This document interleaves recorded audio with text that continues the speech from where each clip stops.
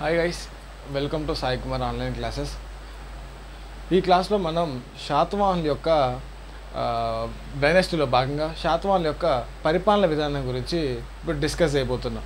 శాతవాహనుల యొక్క administration.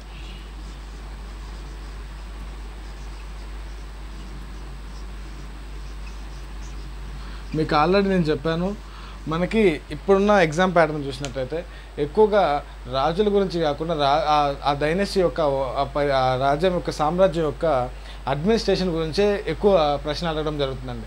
So administration అనేది మనం కొంచెం మంచిగా నేర్చుకోవాలి. ఓకే, ఇక్కడ నుంచే ఎక్కువ ప్రశ్నలు అడిగే అవకాశం ఉందన్నమాట.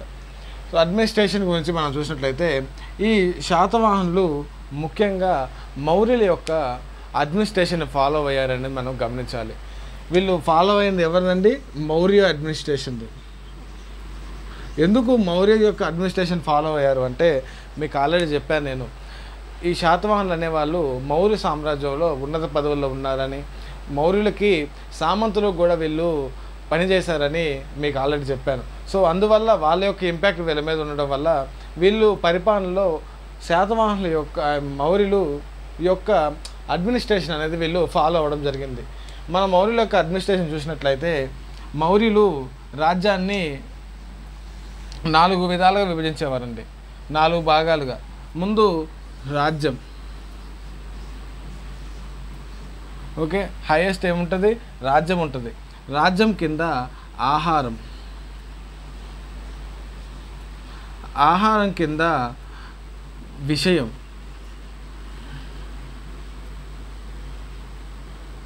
విషయం కింద గ్రామం. పరిపాలన సౌలభ్యం కోసం శాతవాహనులు రాజ్యాన్ని ఇట్లా 4 భాగాలు విభజించారండి. రాజ్యం, రాజ్యం కింద ఆహారం, ఆహారం కింద విషయం, విషయం కింద గ్రామాన్ని గమనించాలి. మీరు ఎగ్జాంపుల్ రాజ్యాన్ని రాష్ట్రం అనుకుంటే ఇది జిల్లా అవుతుందండి, ఇది మండలం అనుకోవచ్చు, ఇది గ్రామం అనుకోవచ్చు. సో ఈ విధంగా వీళ్ళు రాజ్యాన్ని విభజించారు పరిపాలన సౌలభ్యం కోసం. అయితే రాజ్యానికి అధిపతి రాజు. రాజ్యానికి అధిపతి ఎవరుంటారు? రాజే ఉంటారు. ఆహారానికి అధిపతిగా అమాత్య ఉంటారండి. ఆహారానికి అధిపతి అమాత్య. నెక్స్ట్ విషయకి అధిపతి విషయపతి. విషయకి అధిపతి హెడ్ ఎవరు ఉంటారు? విషయపతి ఉంటారు. గ్రామానికి గ్రామిక అధిపతి అండి.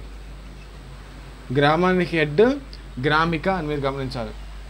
సో చాలా ఇంపార్టెంట్. ఇట్లనే అడుగుతారు, ఆహారానికి అధిపతిగా ఎవరు ఉంటారు అని. ఆహారానికి అధిపతి అమాత్య అనే అతను ఉంటారండి. హెడ్ని ఏమంటారు? అమాత్య అంటారు. విషయాకి విషయపతి అంటారు. గ్రామానికి గ్రామిక అంటారు. మనం అడ్మినిస్ట్రేషన్ చూసినట్లయితే వీళ్ళ అడ్మినిస్ట్రేషన్లో చివరిది ఏంటండి? గ్రామం. ఈ గ్రామం ఒక అధిపతిని ఏమంటారు? గ్రామిక అంటారు. గ్రామానికి హెడ్ గ్రామిక. ఇలాంటి కొన్ని గ్రామాలను కలిపి గుల్మి అని ఏర్పాటు చేశారండి. ఇలాంటి కొన్ని గ్రామాలను కలిపి ఏమంటారు? గుల్మి అంటారు.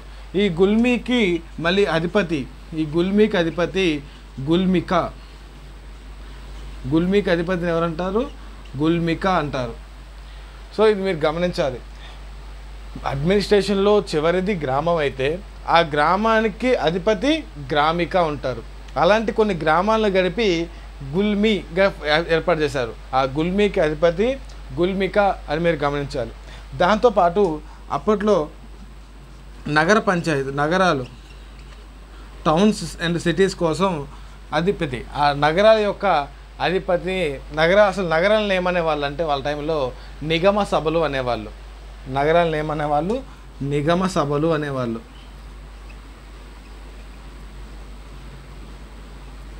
నగరానికి అధిపతిని గహపతి అంటారండి.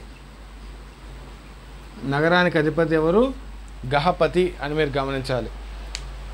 సో మళ్ళీ ఒకసారి చూడండి, గ్రామానికి అధిపతి గ్రామిక, నగరానికి అధిపతి నిగమ సభ. నగరాన్ని ఏమనేవాళ్ళు వాళ్ళు ఆ టైంలో? నిగమ సభ అనేవాళ్ళు. దానికి అధిపతి గహపతి అని మీరు గమనించాలి.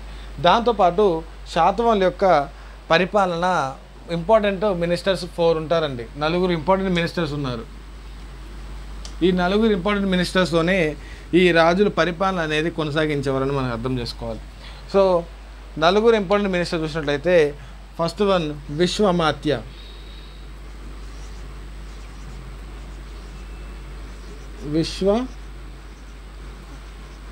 విశ్వమాత్య.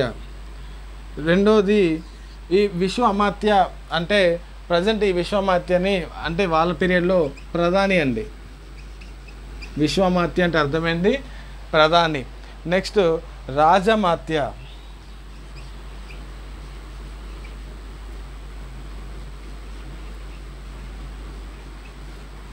ఇంకొకటి రాజమాత్య. మూడవది మహా అమాత్య. మూడవది మహా అమాత్య.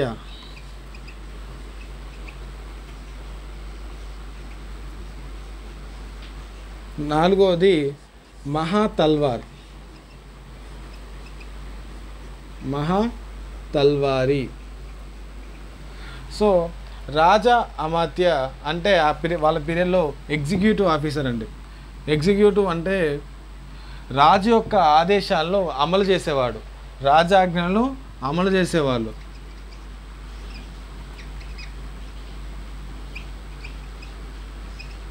సో ఏమన్నా ఇంగ్లీష్లో ఏమంటామంటే ఎగ్జిక్యూటివ్ అంటారు. రాజు ఇచ్చిన ఆదేశాలను అమలు చేసేది ఎవరు? రాజమాత్య. నెక్స్ట్ మహామాత్య అంటే ఫైనాన్స్ మినిస్టర్ అని అర్థం అండి. ఫైనాన్స్ మినిస్టర్ అదే ఆర్థిక శాఖ. ఇది ఆర్థిక మంత్రి ఏమనేవాళ్ళు వాళ్ళ పీరియడ్లో? మహామాత్య అనేవాళ్ళు. రెండవది మహాతల్వారి. నాలుగవది మహాతల్వారి అంటే సైనిక శాఖ అండి, సైనిక మంత్రి లేదా ఆర్మీ మినిస్టర్ అని కూడా అనొచ్చండి. ఆర్మీ మినిస్టర్ అంటారు. ఓకే. సో మళ్ళొకసారి గమనించండి, మనకి ఈ అడ్మినిస్ట్రేషన్లో భాగంగా శాతవాహనుల యొక్క పరిపాలన సాగాలంటే నలుగురు ఇంపార్టెంట్ మినిస్టర్స్ ఉన్నారండి. ఆ నలుగురు ఇంపార్టెంట్ మినిస్టర్స్ ఎవరు అంటే ఒకళ్ళు విశ్వమాత్య అంటే ప్రధానమంత్రి అని గమనించాలి. రెండవది రాజమాత్య అంటే రాజు ఆజ్ఞను అమలు చేసడానికి ఉన్న మినిస్టర్ రాజమాత్య అనేవాళ్ళు. ఈ రాజమాత్యనే మన ఇంగ్లీష్లో ఎగ్జిక్యూటివ్ అంటారు కదండి, ఆ ఎగ్జిక్యూటివ్. మూడవది మహామాత్య అంటే ఫైనాన్స్ మినిస్టర్, ఆర్థిక శాఖ మంత్రిని మహాఅమాత్య అనేవాళ్ళు. మహాతల్వార్ అంటే సైనిక శాఖ మంత్రి లేదా అదే ఆర్మీ మినిస్టర్ అని అనడం జరుగుతుంది అన్నమాట. తర్వాత అడ్మినిస్ట్రేషన్ తర్వాత శాతవాహనుల యొక్క ఆర్థిక వ్యవస్థ గురించి తెలుసుకుందాం. ఇది శాతవాహనుల యొక్క అడ్మినిస్ట్రేషన్ అండి. అడ్మినిస్ట్రేషన్ తర్వాత శాతవాహనుల యొక్క టైంలో ఆర్థిక వ్యవస్థ ఎలా ఉండేదో చూద్దాం.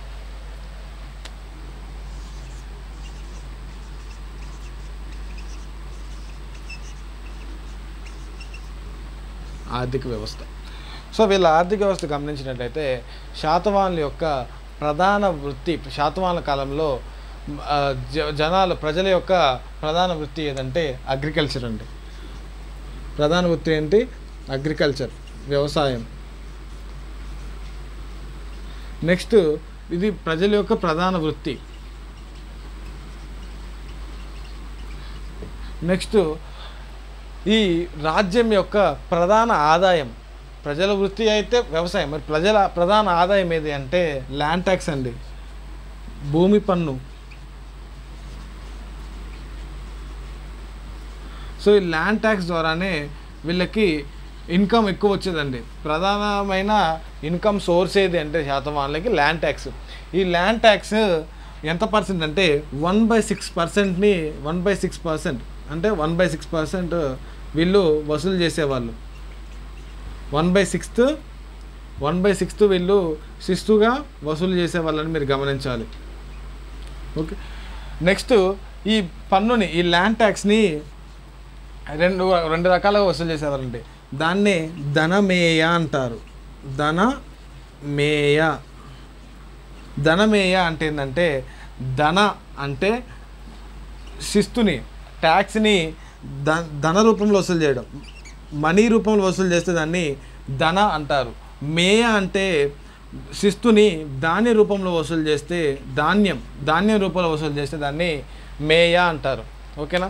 శాతవాహనుల కాలంలో ల్యాండ్ ట్యాక్స్ని ఏమని పిలిచేవారు అంటే ధనమేయ అంటే శిస్తుని 2 రకాలుగా వాళ్ళు వసూలు చేసేవారిని గమనించాలి. ధన అంటే శిస్తుని ధన రూపంలో వసూలు చేయడం, మేయ అంటే శిస్తుని ధాన్య రూపంలో వసూలు చేయడం. ప్రజలకి శిస్తుని 2 రకాలుగా కట్టే వెసులుబాటుని శాతవాహనులు కలిగించారు అనేది ఇక్కడ మనం గమనించాలి. దాంతోపాటు వీళ్ళ శాతవాహనుల టైంలో అగ్రికల్చర్ ల్యాండ్స్ అంటే పంట పండే భూముల్ని ఏ పేరుతో పిలిచేవాళ్ళంటే సీతాక్షేత్రాలు అనేవాళ్ళండి. Agriculture land ఏమనేవాళ్ళు? పంట పండే భూములే అండి. పంట పండే భూముల్ని సీతాక్షేత్రాలు అంటారు. ఈ సీతాక్షేత్రాలకి అధిపతిగా సీతాధ్యక్ష ఉంటాడండి. సీతాక్షేత్రాలకు అధిపతి సీతాధ్యక్ష. సో దీన్ని బట్టి మీరు గమనిస్తే శాతవాహనులు అగ్రికల్చర్ని ప్రోత్సహించారని మనకు అర్థమవుతుంది. దాంతోపాటు ముఖ్యంగా ఇక్కడ మీరు గమనించాల్సిందంటే అగ్రికల్చర్ని డెవలప్ చేయడం కోసం, వ్యవసాయం డెవలప్ చేయడం కోసం ఒక 4 వ్యవసాయ అభివృద్ధి కోసం 4 ఏర్పాటు చేశారండి. వాళ్ళనే మనం వ్యవసాయం కోసం వ్యవసాయంలో సాంకేతిక పరిజ్ఞానం, నూతన వరివాడి తీసుకురావడానికి అప్పట్లోనే శాతవాహనులు 4 రకాలైన వాళ్ళని తీసుకొచ్చారు అనమాట. వాళ్ళనే ఉదగ యంత్రాస్ అంటారు. ఏమంటారు? ఉదగ యంత్రాలు అంటారు వాళ్ళని.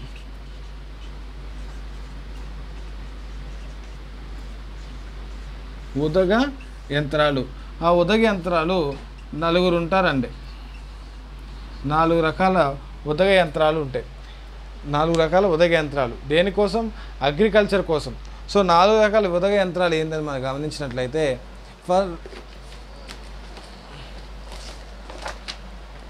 ఫస్ట్ ఉదగ యంత్రం. ఫస్ట్ ఏంటండి? ఉదగ యంత్రం.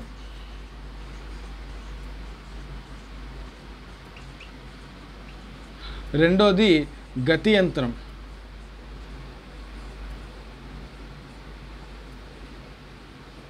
మూడోది గరిక యంత్రం. నాలుగోది రిహత్త యంత్రం. మరి ఏంటి అంటే ఉదగ యంత్రాలు ఎందుకు అంటే ఆ టైంలో ఈ ల్యాండ్ని దున్నడం కోసం ఉపయోగించిన వారిని ఏమనే వాళ్ళంటే ఉదగ యంత్రం అంటారండి. ల్యాండ్ని దున్నడం కోసం. దాంతోపాటు గతి యంత్రం. ఈ గతి యంత్రం ద్వారా నీళ్ళని చేదే పరిజ్ఞానాన్ని ఏమనే వాళ్ళంటే బావిలో ఉన్న నీళ్ళని చేదే పరిజ్ఞానాన్ని గతి యంత్రం అంటారు.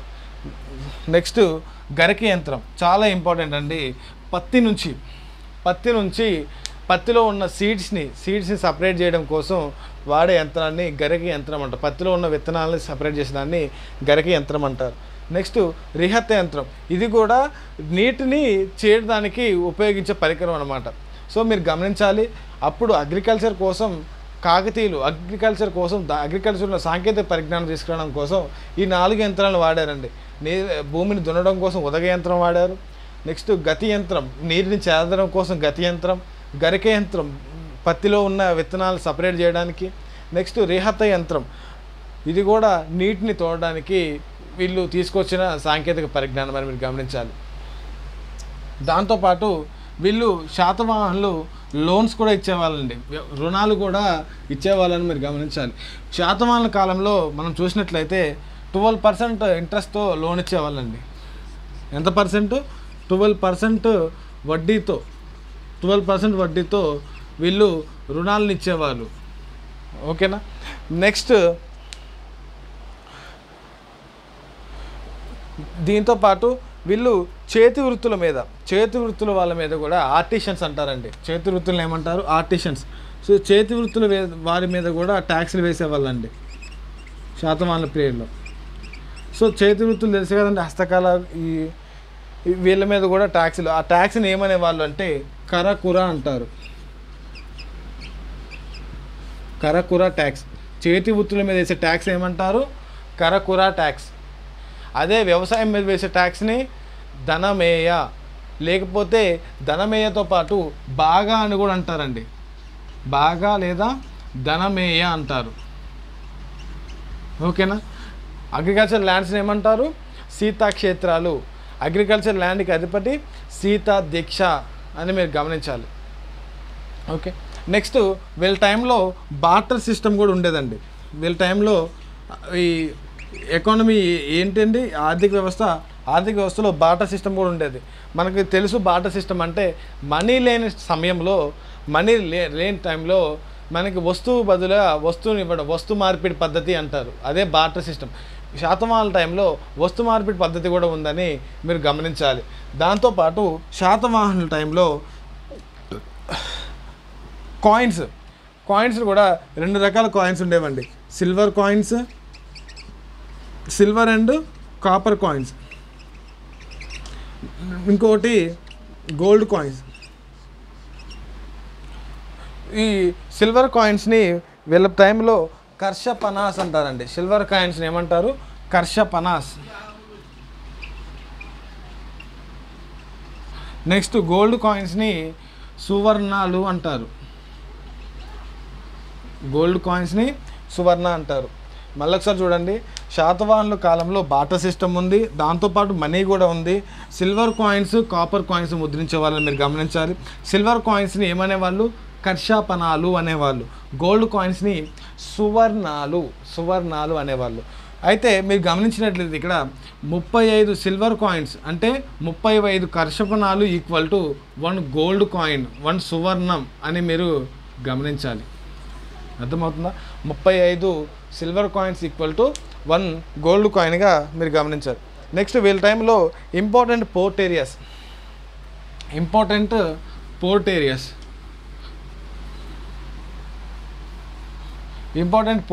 మీరు చూసినట్లయితే వెస్ట్ సైడ్ ఇంపార్టెంట్ పోర్ట్ ఏరియాస్లో వెస్ట్ సైడ్ బారు కచ్చా అండి. Important port area Baru Kachcha. West side port ఏరియాది Baru Kachcha. East side port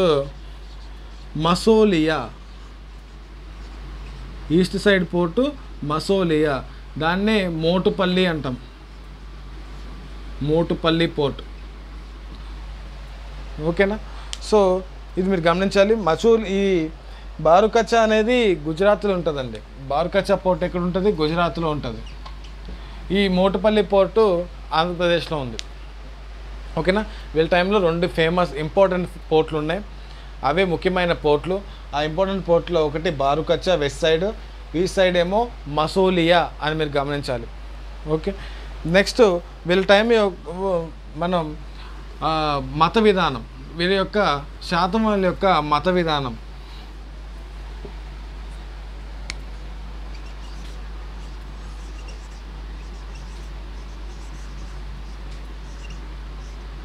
శాతవాహనుల యొక్క మత విధానం, మత వ్యవస్థ మనం చూసినట్లయితే మత పరిస్థితులు కూడా అనుకోవచ్చు. ఆ టైంలో చూసినట్లయితే శాతవాహనులు మొదటగా జైన మతాన్ని అవలంబించారండి. శాతవాహనులు మొదటగా స్వీకరించింది జైన మతం. తర్వాత కాలంలో వీళ్ళు వైదిక మతానికి కన్వర్ట్ అవుతారు. శాతవాహనులు మొదట ఏ మతం? జైన మతం. తర్వాత వీళ్ళు వైదిక మతానికి కన్వర్ట్ అవ్వడం అనేది జరిగింది. దీంతోపాటు మనకి వీళ్ళు వేదిక్ రిలీజియన్ని అవలంబించారు. వీళ్ళు వేదిక్ రిలీజియన్ని ఫాలో అవ్వారు అంటే దానికి అనడానికి కొన్ని ప్రూఫ్స్ ఉన్నాయి. ఏంటి అంటే అది నాగానిక వేయించిన నానాగఢ్ ఇన్స్క్రిప్షన్ అండి. నాగానిక వేయించిన నానాగఢ్ ఇన్స్క్రిప్షన్. సో ఈ నానాగఢ్ ఇన్స్క్రిప్షన్లో ఆమె ఈ ఇంద్ర, అగ్ని, వరుణ దేవుళ్ళు. ఏ దేవుళ్ళు అండి? నానాగఢ్ ఇన్స్క్రిప్షన్లో ఎవరి గురించి ఉంది? ఇంద్ర, అగ్ని అండ్ వరుణ దేవుళ్ళ గురించి ఆమె అక్కడ ఆ శాసనంలో మెన్షన్ చేయడం అనేది జరిగింది. దాంతోపాటు మీకు హలుడు ఒక బుక్ రాశారని చెప్పాను, గాథా సప్తశతి. ఆ హలుడు రాసిన గాథా సప్తశతిలో ఈ లార్డ్ శివ యొక్క ప్రేయర్ ఉంటుంది. లార్డ్ శివ యొక్క ప్రేయర్తో స్టార్ట్ అవుతుంది.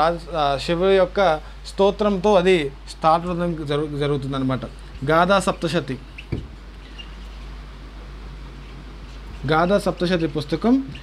పుస్తకం మొదట ప్రారంభంలో శివుడి యొక్క ప్రేయర్తో అది ఆ బుక్ ప్రారంభం అనేది జరుగుతుందని గమనించాలి.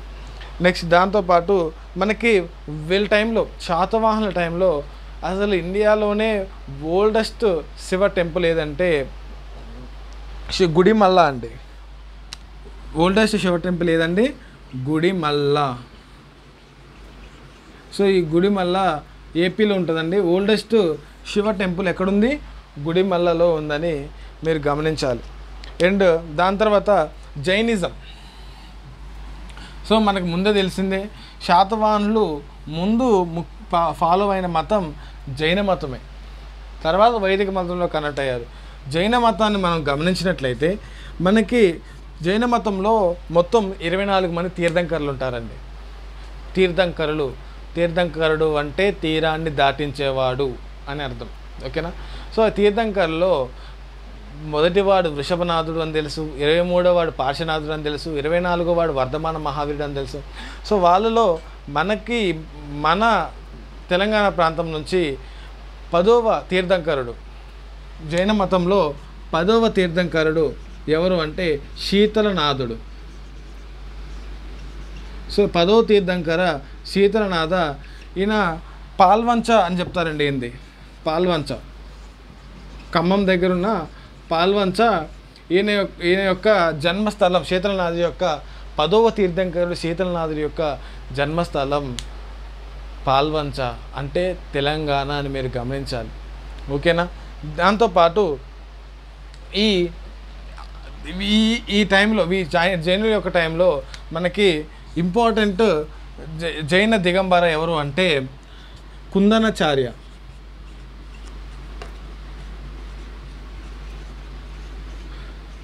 సో ఈ కుందనాచార్యుడు దిగంబర జైన మతాన్ని ఫాలో అవుతాడండి. మనకు తెలిసిందే, తెలియని వాళ్ళు చెప్తున్నా, జైన మతం 2 శాఖలుగా డివైడ్ అయిపోతుందండి, శ్వేతంబరులు, దిగంబరులు అని. శ్వేతంబరులకి స్థూలభద్రుడు, దిగంబరులకి భద్రబాహు నాయకత్వం వహిస్తారు. సో శ్వేతంబరులు నార్త్లోనే ఉంటారు. ఈ దిగంబరుల శాఖ ఏదైతే ఉంటుందో ఈ దిగంబరులు ఈ సౌత్కి రావడం జరుగుతుంది, దక్షిణ భారతదేశానికి రావడం జరుగుతుంది. సో అలా వచ్చిన వాళ్ళలో కుందనాచార్యుడు కూడా మనకు చాలా ఇంపార్టెంట్. ఈయన ఫాలో అయినది ఏదంటే జైన మతంలో ఏ శాఖ? దిగంబర శాఖ. ఈ దిగంబర శాఖని ఫాలో అయ్యే వాళ్ళు బట్టలు ధరించరండి, నగ్నంగా తిరుగుతారు ఈ దిగంబర శాఖ వాళ్ళు. సో ఈయన యొక్క ఇంపాక్ట్ కూడా తెలంగాణ మీద ఉంది, తెలంగాణలో ఉంది. జైన మతం యొక్క ఇంపాక్ట్ అనేది మనం గమనించాలి. అండ్ దాంతోపాటు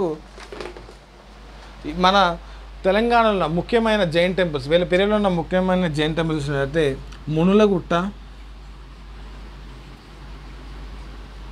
ముఖ్యమైన జైన్ సెంటర్స్ అండి ఇవి. మునులగుట్ట, ఇంకొకటి పోట్ల చెరువు, మునులగుట్ట, పోట్ల చెరువు, మునులగుట్ల, పోట్ల చెరువు. నెక్స్ట్ కొలనుపాక.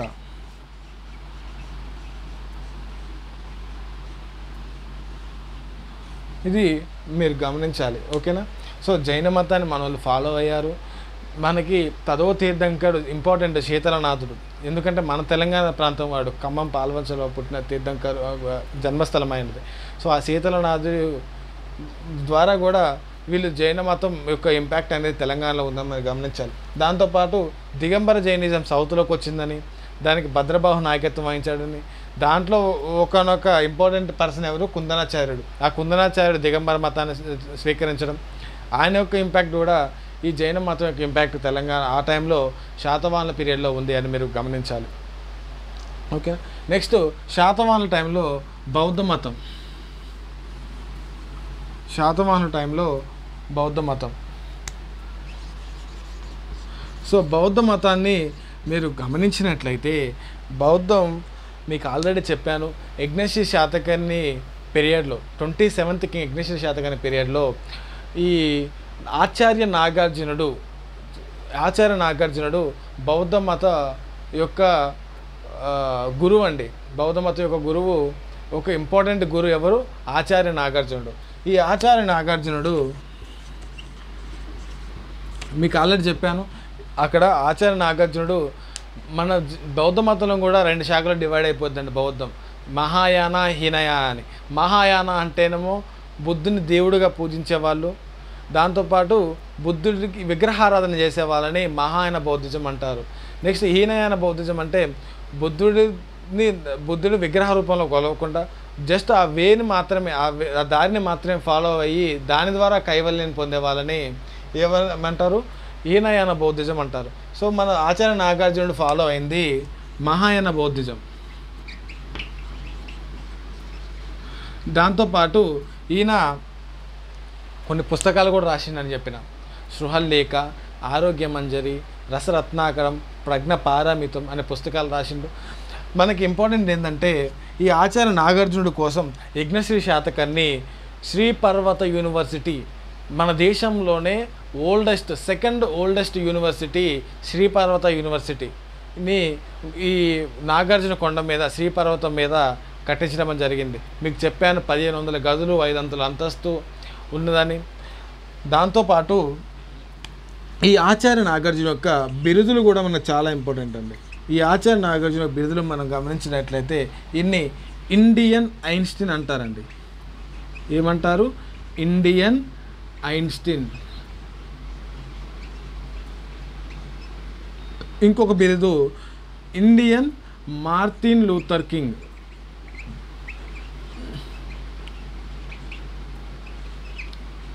ఇంకొక బిరుదు రెండవ బుద్ధుడు.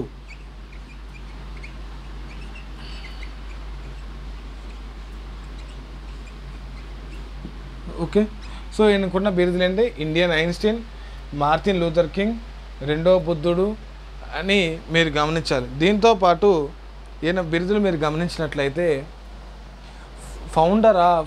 ఫౌండర్ ఆఫ్ మాధ్యమిక పాత్ అంటారండి.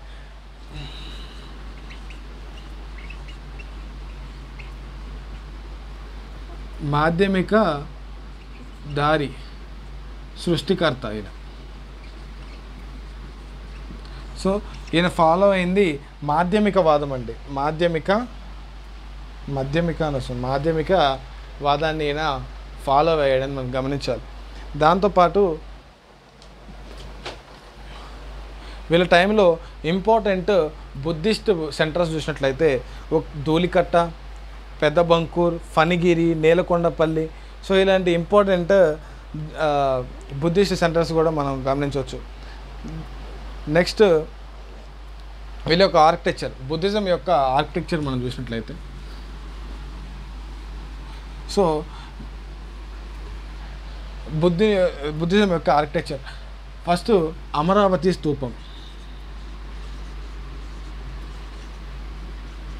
సో దీనికన్నా ముందు అసలు ఈ స్తూపాలు అంటే ఏంది, ఆరామాలు అంటే ఏంది, విహారాలు అంటే ఏంటి, చైత్యాలు అంటే ఏందో మనం ముందు తెలుసుకోవాలి. సో స్తూపం అంటే బుద్ధుడు మరణించిన తర్వాత బుద్ధుని యొక్క అస్థికల మీద కట్టిన వాటిని స్తూపాలు అంటారండి. సో మనకి ఇట్లా కనిపిస్తే డోమ్ షేప్లో స్తూపాలు. సో ఇట్లా ఈ డోమ్ షేప్లో ఇట్లా స్తూపాలు మనకు కనిపిస్తాయి. ఇవి బుద్ధుని యొక్క అస్థికల మీద కట్టారని మనం గమనించాలి.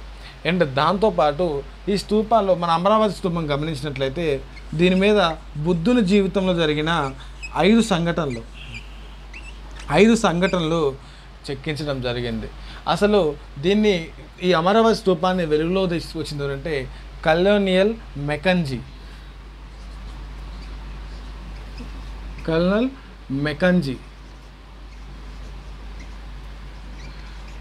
మెకంజీ అని ఆయన ఈ అమరావతి స్తూపాన్ని వెలుగులో తీసుకొచ్చిండు. సో మీరు అమరావతి స్తూపం చూసినట్టయితే బుద్ధుడి జీవితంలో జరిగిన 5 ముఖ్యమైన సంఘటనలు ఏంటంటే 5 ముఖ్యమైన సంఘటనలు: బుద్ధుడు జన్మించడం, బుద్ధుడి బర్త్, రెండోది బుద్ధుడు జన్మించడం, బుద్ధుడు ఇల్లు విడిచి వెళ్ళడం, దాన్నే మహాభినిష్క్రమణ అంటారు.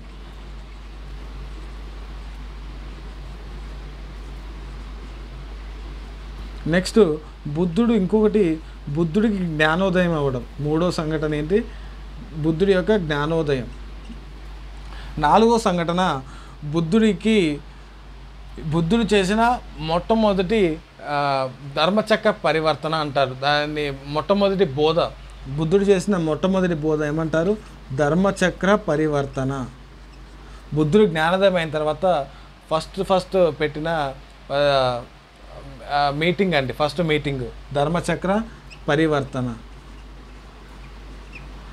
5వది బుద్ధుని యొక్క మరణం, దాన్నే నిర్యాణం అంటారు, బుద్ధుని యొక్క మరణం. సో ఇవి బుద్ధుని యొక్క జీవితంలో జరిగిన 5 ముఖ్యమైన సంఘటనలు ఇవే. సో జన్మించడం మనందరూ తెలిసిందే, బుద్ధుడు నేపాల్ కుందలవనంలో జన్మించాడని. ఓకేనా. సో బుద్ధుడు జన్మించడానికి చిహ్నం ఏంటండి? తామర పువ్వు, తామర పువ్వు లేదా ఎద్దు అని కూడా చెప్తారండి. దాంతోపాటు మహాభినిష్క్రమణ, బుద్ధుడు ఎందుకు ఇల్లు ఇడిచిపోయిండు అంటే ఆయన అప్పుడు ఇల్లు ఇచ్చిపోవడానికి 3 సంఘటనలు జరుగుతాయి. వృద్ధుడిని చూడడం, రోగిని చూడడం, సన్యాసిని చూడడం. 4 సంఘటనలు: వృద్ధుని చూడడం, రోగిని చూడడం, మృతదేహాన్ని చూడడం, సన్యాసిని చూడడం.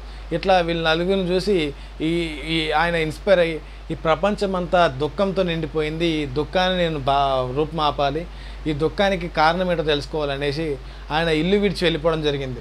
సో ఆయన ఇల్లు విడిచి వెళ్ళేటప్పుడు ఆయన తన గుర్రం మీద ఇల్లు విడిచి వెళ్తానండి. ఆ గుర్రం పేరు సో దీనికి గుర్తుగా సో ఇల్లు విడిచి వెళ్ళడానికి గుర్తు ఏంటి? గుర్రం. ఆయన గుర్రం పేరు ఏంటి? కంటక్. బుద్ధుడు వాడిన గుర్రం పేరు ఏంటండి? కంటక్. ఓకేనా. సో మీరు గుర్తుంచుకోవాల్సింది ఏం సింబల్ ఏంటి? మహానిష్క్రమణకి గుర్రం అని గుర్తుంచుకోవాలి. దాంతోపాటు జ్ఞానోదయం, బుద్ధుడికి జ్ఞానోదయం రావి చెట్టు దగ్గర జ్ఞానోదయం ఏందని మీరు గమనించారు. నెక్స్ట్ మొట్టమొదటి ధర్మచక్ర పరివర్తన, మొదటి బోధన సారనాథ్లోని జింకెల వనంలో చేసిందని చెప్తారు.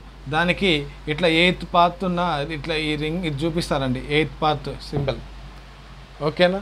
దీన్నే ధర్మచక్రం అంటారు. దాంతోపాటు మరణం, బుద్ధుడు మరణించడం, ఆ బుద్ధుని మరణానికి గుర్తుగానే స్తూపాన్ని చూపిస్తారండి. బుద్ధుని మరణానికి గుర్తు ఏంటి? స్తూపం అని మీరు గమనించాలి. ఓకేనా. సో ఇండియాలో ఉన్న ఓల్డెస్ట్ స్తూప మీరు గమనించినట్టయితే బట్టిప్రోలు అండి. ఓల్డెస్ట్ స్తూప ఏది? ఇండియాలో కాదండి, మన తెలంగాణ లేదా ఆంధ్రప్రదేశ్, మన తెలుగు రాష్ట్రం శాతవాహనుల టైంలో ఓల్డెస్ట్ స్తూప ఏదండి? బట్టిప్రోలు. ఓల్డెస్ట్ స్తూప బట్టిప్రోలు అని మీరు గమనించాలి. ఓకే. నెక్స్ట్ మన ఇండియాలో ఉన్న లాంగెస్ట్ స్తూప ఏదండి? సాంచి స్తూపం.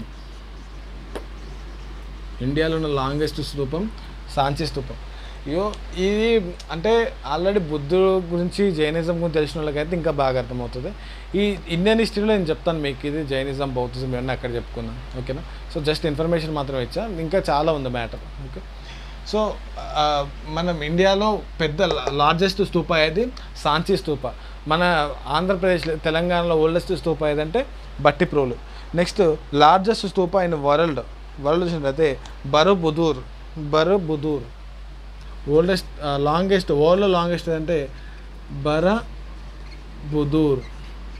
ఈ బరోబుదూర్ ఇండోనేషియాలో ఉంటుందండి. ఓకేనా. సో ఇది శాతవాహనుల టైంలో ఉన్న బౌద్ధిజం. సో దాంతోపాటు మీకు స్తూపం గురించి చెప్పాను. దాంతోపాటు బౌద్ధిజంలో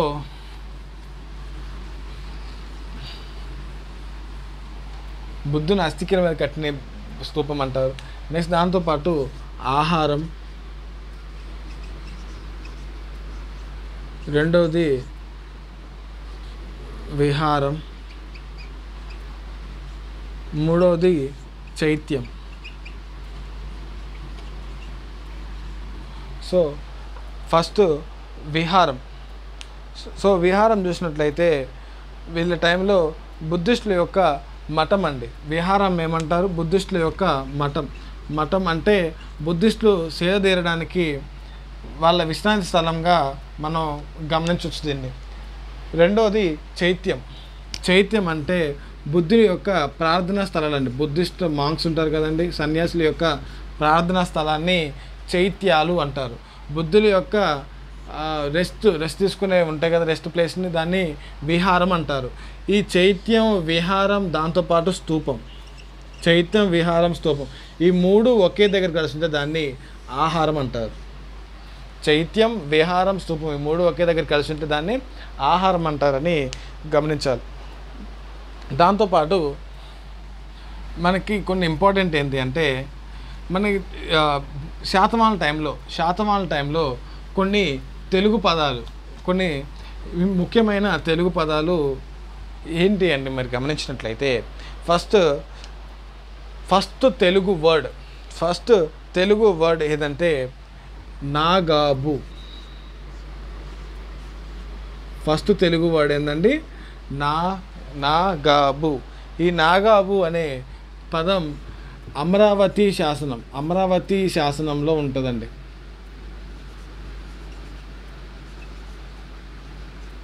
ఈ ఫస్ట్ తెలుగు వర్డ్ ఏది నాగాబు. ఎందులో ఉంది? అమరావతి శాసనంలో ఉందని గమనించాలి. దాంతోపాటు మ్యాకధోని ఇన్స్క్రిప్షన్ ఎవరు వేయించారండి? మూడో పులోమావి ఇచ్చిన మ్యాకధోనియా ఇన్స్క్రిప్షన్. ఈ మ్యాకధోని ఇన్స్క్రిప్షన్ ప్రకారం ఈ మ్యాకధోని ఇన్స్క్రిప్షన్ ఉన్న తెలుగు వర్డ్ ఏది అంటే వేపూరు. మ్యాకధోని ఇన్స్క్రిప్షన్ ఉన్న తెలుగు వర్డ్ ఏంది? వేపూరు.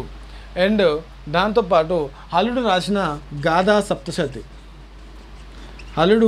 సప్తశతి అనే పుస్తకం రాసినని చెప్పిన. ఆ గాథా సప్తశతి పుస్తకంలో హలుడు రాసిండు. హలుడుతో పాటు 4 మహిళలు కూడా హెల్ప్ చేశారని చెప్పాను. అనులక్ష్మి, రేవ, మాధవి, అనుపలబ్ధ అనే 4 సహాయం కూడా చేశారు గాథా సప్తశతి రాయడానికి. సో ఆ గాథా సప్తశతిలో ఉన్న తెలుగు పదాలు మీరు గమనించినట్లయితే అత్త, అద్దం, పొట్ట,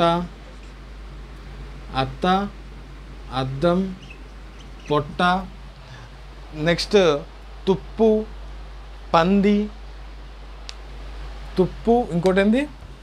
తుప్పు, పంది, పాడి, పిల్ల.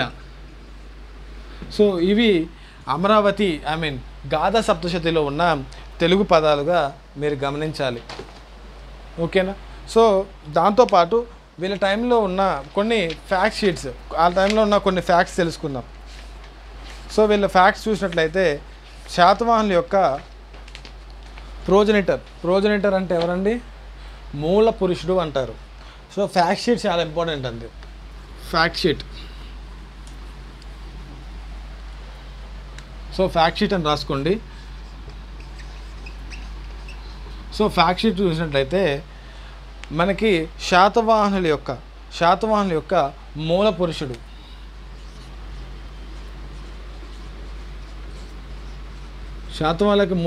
ఎవరు? శాతవాహనుడేనండి. శాతవాహనుడికి మూల పురుషుడు శాతవాహననే. సో ఈ శాతవాహన యొక్క కొడుకే శ్రీముఖుడు. సో ఈయన మూల పురుషుడు ఎవరు? శాతవాహనుడు.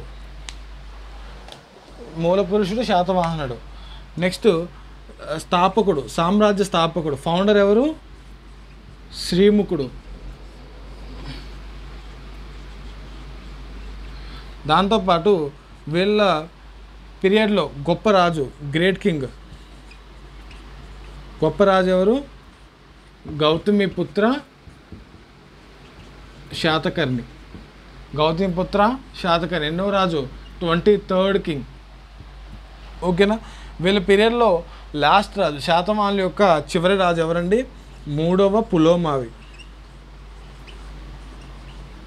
శాతవాహనుల యొక్క చివరి రాజు 3వ పులోమావి. దాంతోపాటు శాతవాహనుల యొక్క అఫీషియల్ లాంగ్వేజ్, అధికార భాష, శాతవాహనుల యొక్క అధికార భాష చూసినట్లయితే ప్రాకృతం అండి. శాతవాహనుల యొక్క అధికార భాష ప్రాకృతం. ఓకేనా? ఈ ప్రాకృతాన్ని సంస్కృతంలోకి మార్చిన, అధికార భాషను ప్రాకృతం నుంచి సంస్కృతానికి మార్చిన రాజు ఎవరండి? కుంతల శాతకర్ణి. అదే ఆ సంస్కృత వ్యాకరణం ఏది? వ్యాకరణ గ్రంథం కాతంత్ర వ్యాకరణం. శర్వవర్మ రాసిన కాతంత్ర వ్యాకరణంలో సంస్కృత వ్యాకరణం గురించి అందులో ఉంటుందండి. ప్రాకృతం నుంచి సంస్కృతాన్ని మార్చింది కుంతల శాతకర్ణి అని గమనించాలి. దాంతోపాటు వీళ్ళ యొక్క అధికార చిహ్నం మీరు గమనించినట్లయితే సూర్యుడు అండి. శాతవాహనుల యొక్క అధికార చిహ్నం ఏంటి? సూర్యుడు. నెక్స్ట్ ఈ శాతవాహనుల టైంలో వచ్చిన ఫారెన్ ట్రావెలర్ విదేశీ యాత్రికుడు ఎవరండి? మెగస్తనీస్. ఈ మెగస్తనీస్ రాసిన పుస్తకం ఏది? ఇండికా. చాలాసార్లు అడిగారు ఈ పుస్తకం, రిపీటెడ్ క్వశ్చన్ ఇది. మెగస్తనీస్ రాసిన పుస్తకం పేరు ఇండికా. శాతవాహనుల టైంలో వచ్చిన యాత్రికుడు, ఫారెన్ ట్రావెలర్ విదేశీ యాత్రికుడు ఎవరు? మెగస్తనీస్. దాంతోపాటు ముఖ్యంగా మీరు గమనించాల్సింది శాతవాహనుల యొక్క క్యాపిటల్ అండి. శాతవాహనుల యొక్క రాజధాని. శాతవాహనుల యొక్క రాజధాని మీరు గమనించినట్లయితే శాతవాహనుల యొక్క మొట్టమొదటి రాజధాని కోటిలింగాల. శాతవాహనుల యొక్క మొదటి రాజధాని కోటిలింగాల. ప్రజెంట్ ఇది జగిత్యాల డిస్టిక్, పాత డిస్టిక్స్ అయితే కరీంనగర్ డిస్టిక్. రెండవది పైఠాన్. శాతవాహనుల యొక్క రెండవ రాజధాని పైఠాన్, దీన్నే ప్రతిష్టానపురం అంటారు, మహారాష్ట్ర. మూడవది ధాన్యకటకం. మూడో రాజధాని ధాన్యకటకం, ప్రజెంట్ ఇదే అమరావతి. సో ఇది శాతవాహనుల యొక్క ఫ్యాక్ట్స్ అన్నమాట. శాతవాహనుల యొక్క అధికార భాష ప్రాకృతం, శాతవాహనుల యొక్క మూల పురుషుడు శాతవాహనుడు, శాతవాహనుల యొక్క ఫౌండర్ సామ్రాజ్య స్థాపకుడు శ్రీముఖుడు, శాతవాహనులో గొప్పవాడు గౌతమిపుత్ర శాతకర్ణి, శాతవాహనులో చివరివాడు మూడో పులోమావి. గోల్డెన్ ఎరా, శాతవాహన పీరియడ్లో గోల్డెన్ ఎరా ఏ రాజు కాలాన్ని అంటారు? హలుడు కాలాన్ని అంటారని. శాతవాహనుల కాలంలో అధికార భాష ప్రాకృతం అని, దాన్ని చేంజ్ చేసి ప్రాకృతం సంస్కృతం మార్చింది కుంతల శాతకర్ణి అని. దాంతోపాటు శాతవాహనుల యొక్క అధికార చిహ్నం ఏది? సూర్యుడు. దాంతోపాటు శాతవాహనుల యొక్క 3 ముఖ్యమైన క్యాపిటల్స్. ఫస్ట్ క్యాపిటల్ కోటిలింగాల, రెండో క్యాపిటల్ ప్రతిష్టానపురం, మూడో క్యాపిటల్ ఈ ధాన్యకటకం, ప్రజెంట్ ఉన్న అమరావతి అని మీరు గమనించాలి. Okay, thank you.